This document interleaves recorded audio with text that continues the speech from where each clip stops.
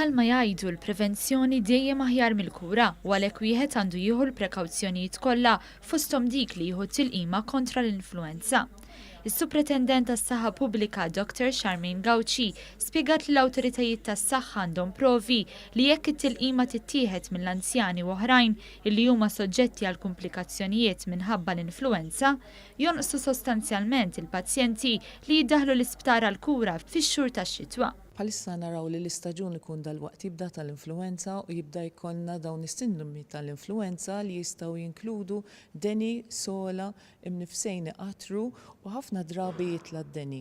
Id-differenza mill-influenza u r-riħ komuni hija li l-influenza tiġi f'daqqa waħda u ġeneralment ikun hemm deni iktar għoli u dak il-persuna tant ikun imkitt li ħafna drabi ma jkunx jista' jkompli bil-ħajja tiegħu ta' kuljum, allura ġeneralment ikollu jirtira fis-sodda. F'konferenza tal-aħbarijiet, id-Deputat Prim Ministru Chris Fearn ħeġġeġ li l-pubbliku jitlaqqam kontra din il-marda li ta' kull sena tolqot numru ta' individwi. Spjega li b'kundizzjonijiet kroniċi bħal mard tal-qalb, respiratorju u oħrajn b'mard fil-kliewi jew id-dijabete għandhom jitlaqmu għax jekk jimirdu bl-influenza, il-konsegwenzi jistgħu jkunu fermar u jispiċċaw l-isptar.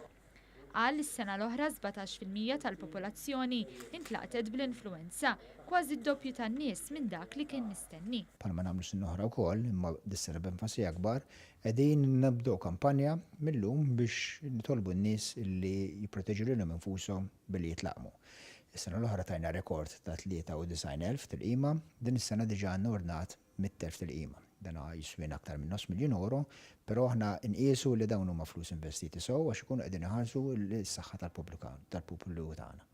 Il-kap eżekuttiv tal-Isptar Mater Dei Ivan Falzon qal li l-isptar se jkollu mħejji pjan ta' kontinġenza biex ikun jista' jkopri ma' kull ċirkustanza possibbli.